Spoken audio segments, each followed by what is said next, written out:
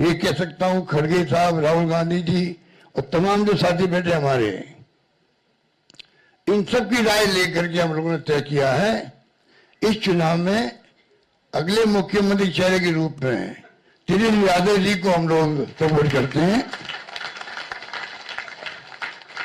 जो एक नौजवान है, लंबा फ्यूचर है इनके साथ में। और मेरा अनुभव से मैं कह सकता हूं, जिसका लंबा फ्यूचर होता है पब्लिक उनको साथ देती है। ये नौजवान है, कमिटमेंट रखते हैं। पिछली बार भी जो स्लोगन दिए थे, नौकरी के दो या कोई दो, या जो वादे किए थे उसमें खरे उतरे। ये ऐसा व्यक्तित्व आपके सामने नौजवान के रूप में आया है। सोच समझ के सबने फैसला किया है। ये नेता के रूप में उत्तरंग मैदान में राहुल गांधी जी ने मिलकर जो यात्रा करी थी, बड़ा इम्पैक्ट है। आने वाले वक्त में इनके अलावा राहुल जी भी आएंगे और नेता आएंगे, प्रियंका जी भी आएगी, सब नेता आएंगे। और हम सब जो बैठे स्टेज पर, सब मिलकर संकल्प किए हुए हैं कि जो हालात देश के हैं, देश हित के अंदर और देश चाहता है उसके अनुसार हम चाहेंगे कि बिहार में ये जो लंबे समय तक नीतीश कुमार जी रहे हैं सत्ता में, अब कुछ कर नहीं पा रहे। अब तुम पूछना चाहते हैं अमित शाह जी से, इनकी पार्टी के अध्यक्ष जी से, क्या बताइए हमारा नेता तो हो गया तेजस्वी यादव, आपका नेता कौन है बता दीजिए। इससे काम नहीं चलेगा कि नीतीश कुमार के नेतृत्व में चुनाव लड़ा जाएगा। अगला मुख्यमंत्री का उम्मीदवार आपका कौन है ये उनको बताना पड़ेगा। ये हमारी मांग है। और मांग क्यों है? इसलिए है, आपने देखा महाराष्ट्र के अंदर जो शिंदे थे वो मुख्यमंत्री तत्कालीन, इन नेताओं ने कहा शिंदे के लीडरशिप में चुनाव लड़ा जाएगा। मैसेज दिया गया ये मुख्यमंत्री बनेंगे और बाद में मुख्यमंत्री बना दिया और किसी को। यही बात लागू या हो रही है। अमित शाह जी आए, कहते चले गए हम चुनाव के बाद में तय करेंगे मुख्यमंत्री कौन बनेगा हमारा, पर नीतीश कुमार के नेतृत्व में चुनाव लड़ा जाएगा। तो महाराष्ट्र का एग्जाम्पल सबके सामने। इसलिए मैं इतना कहना चाहूंगा कि चुनाव में हम लोगों ने सोच समझ के तेजस्वी जी को घोषित किया नेता। साथ में सबकी राय बनी है कि जो हमारे अन्य पिछड़ा वर्ग के साथी हैं, मुकेश सहनी जी, जिनको आप सब जानते हैं, मुकेश सहनी जी जो एक संघर्ष करते हुए यहां तक पहुंचे हैं, अपनी पार्टी बनाई है, अपनी अकल होशियारी से, अपनी मेहनत से बनाई,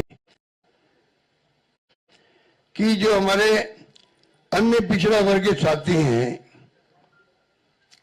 मुकेश सहनी जी, जिनको आप सब जानते हैं, मुकेश सहनी जी जो एक संघर्ष करते हुए यहां तक पहुंचे हैं, अपनी पार्टी बनाई है, अपनी अकल होशियारी से, अपनी मेहनत से बनाई है, गरीबों के मसीहा के रूप में, अपनी कौम के मसीहा के रूप में उभर के आए हैं। ऐसे नौजवान को हमने तय किया है वो उप मुख्यमंत्री होंगे। साथ में इसके साथ में जो आपके यहाँ बहुत सारे समाज भी हैं, सामाजिक इक्वेशन अलग तरह की है, तो जो अन्य सामाजिक वर्गों के लोग हैं उनमें से मुख्यमंत्री और बनाए जाएंगे, उप मुख्यमंत्री और बनाए जाएंगे। और जो हालात है देश के और प्रदेश के, उससे चिंतित होना लाजमी आपका भी, जो हमारा चौथा स्तंभ कहलाता है। हालात बड़े गंभीर है देश के अंदर। एनडीए गवर्नमेंट जिस प्रकार चल रही है, डेमोक्रेसी को खतरा है। पूरी तरह देश दुर्विकरण में आ गया है। लोग चिंतित है। देश किस दिशा में जा रहा है कोई नहीं जानता है। किस दिशा में जाएगा किसी को नहीं मालूम है। उस रूप में हम चल रहे हैं। आलोचना कर दो जेल में जाओ, चाहे वो पत्रकार हो, साहित्यकार हो या कोई एक्टिविस्ट हो।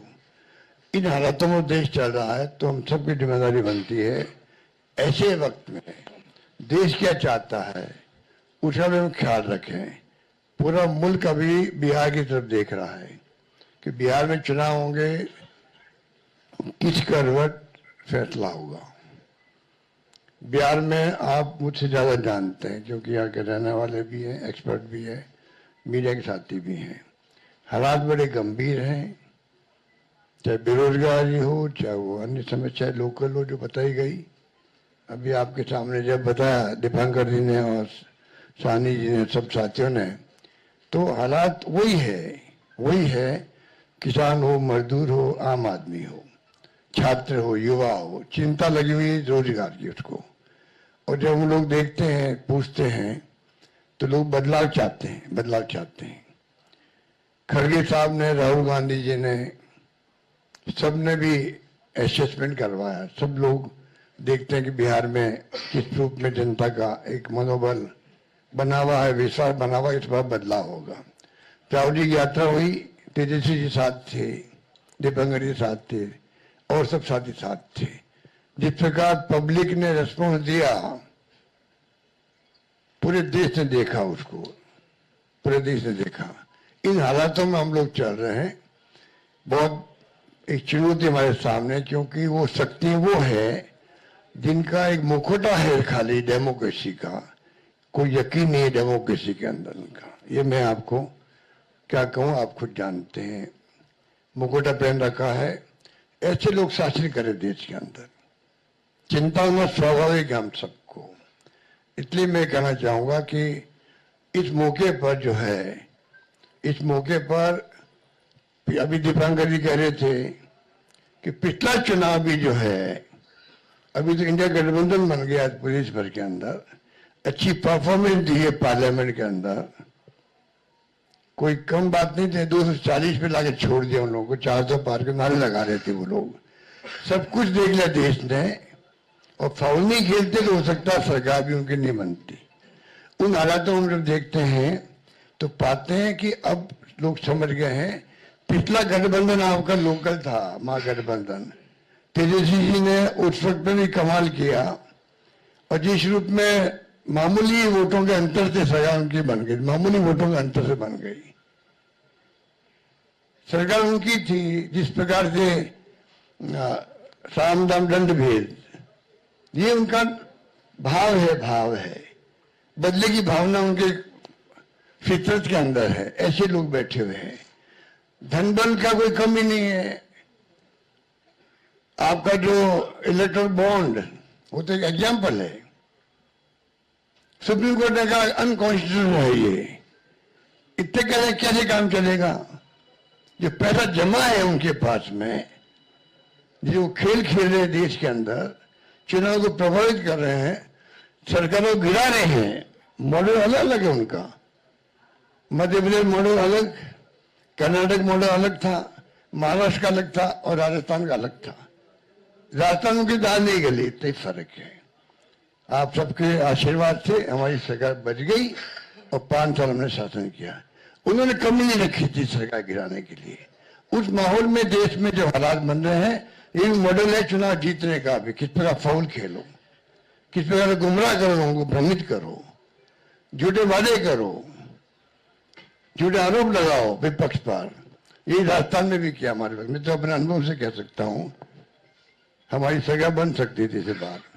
तो उन हालातों में लोग, जो प्राइम मिनिस्टर हो, चाहे गृह मंत्री हो, या इनके खुद के लोग हों, जिस प्रकार ये राजनीति कर रहे हैं, दंगल के आधार पर कर रहे हैं, आप हम सोच नहीं सकते। जो हम लोग बताता मैं मध्य महाराष्ट्र का भी कोई सोच नहीं सकता किस प्रकार ये धन बल का उपयोग करते हैं चुनाव जीतने के लिए।